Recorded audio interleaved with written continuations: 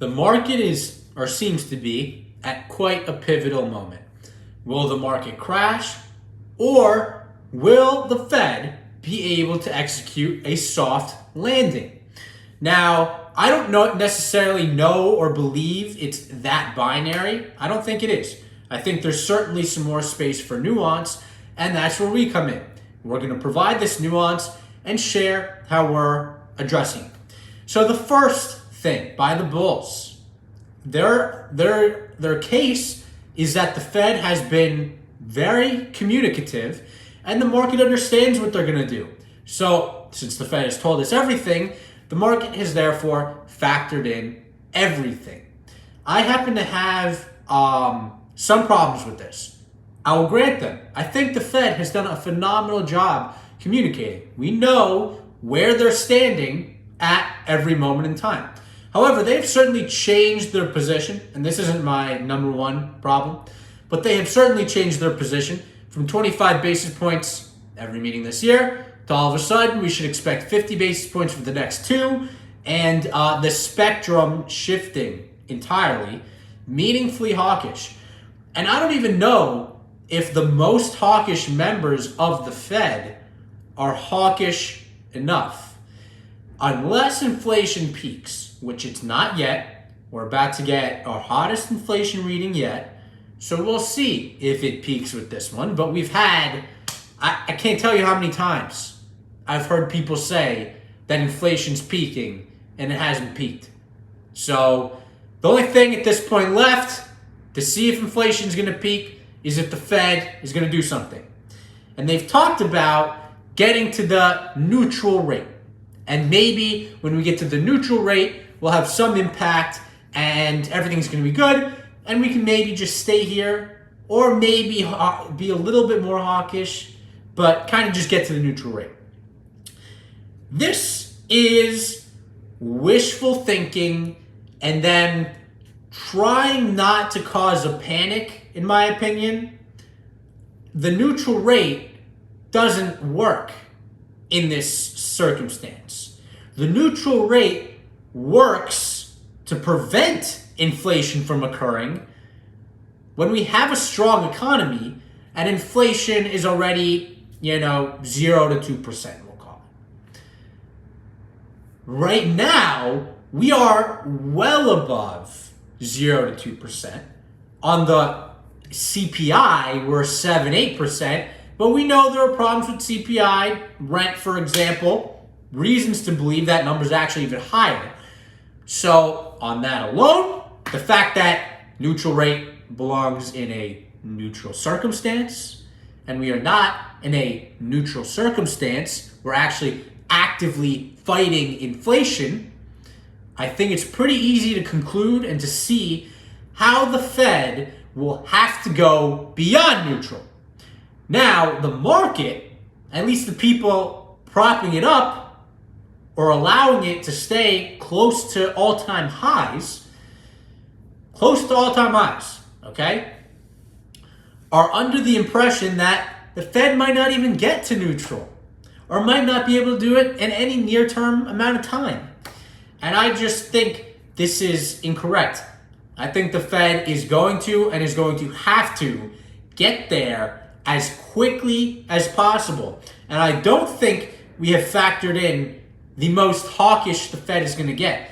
I think we've seen a shift in hawkishness from the Fed. They are not doing what they talked about when they first hiked rates, okay? It's not 25 basis points every meeting anymore. So they have gotten more hawkish. My assumption is we get to 1, they do 50 basis points, they realize nothing happens, it doesn't have any impact on inflation, and they say, maybe we got to do 75. And all of a sudden, you're getting more hawkish. And that's just what the Fed has to do.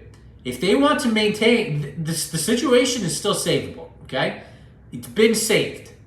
Paul Volcker, he was willing to cause a recession because he had this vision of saving the United States.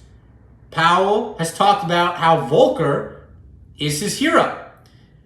So Powell, in an extreme situation, is not afraid to do what Volcker did. which is just really hike rates. Really hike rates. Make something happen. Nothing is going to happen with 25 basis point moves. Nothing is going to happen. Actually, something's going to happen, and that's continued inflation. And I don't think that's an acceptable situation for anyone. Technically, yeah, if you've got stocks, real estate, land, and gold, bring it on. Bring it on. I'm cool with that. And obviously, I don't have real estate or gold, or real estate or land, and used to have gold. And I got Bitcoin. For us asset owners, maybe it's okay. But if you care about the U.S. dollar and the U.S.'s ability to, be a strong, autonomous nation, I'm not a globalist, okay? I embrace the ideas of multipolarity. But the United States is the greatest country in the world.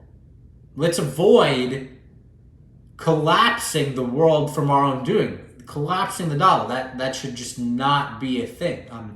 That should just not be a thing, okay?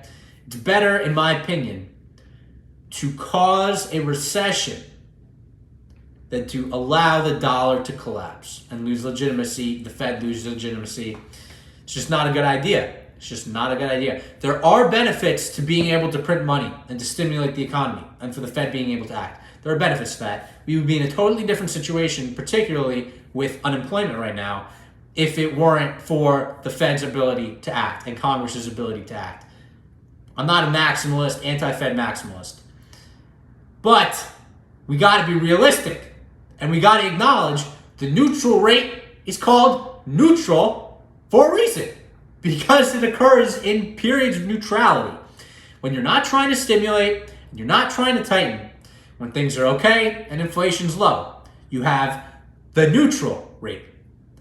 We are not in a period of neutrality. We are in a period of stimulation and inflation. And it's wrong. It's wrong. And I think the Fed knows this. This is quite obvious.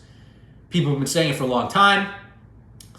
People have chosen to ignore it because that's the more comfortable thing to do. It's the more comfortable thing to do. It's human nature that it was ignored. But the past, we got to look into the future. And what's got to be done is rates have to be hiked beyond a little bit of hiccup, burp type thing, beyond the neutral rate.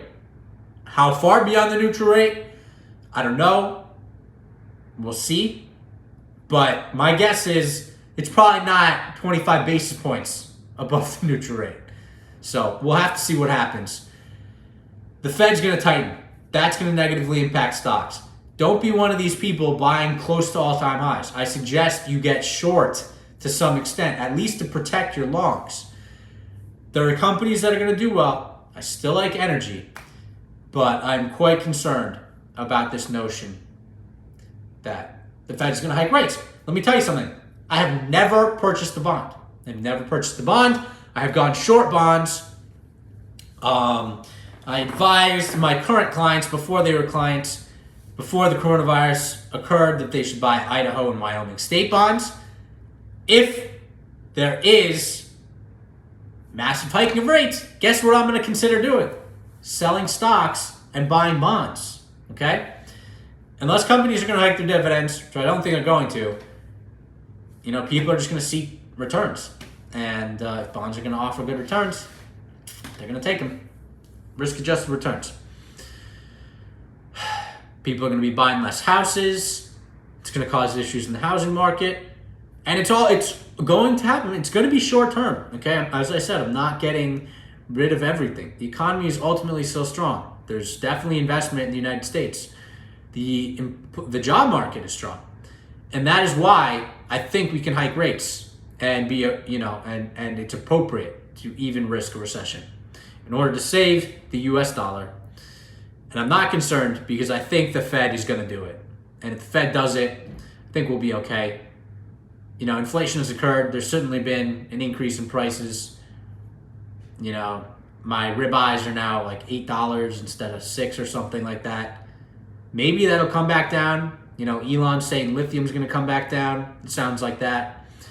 Maybe it comes back down, but it hasn't gotten too far away from us. and I think we can still save it. So we'll see what happens. Let's hike those rates. I think that's going to occur, and we'll see what happens. So I am protecting against the downside, and that's today's video. So until next time, peace out.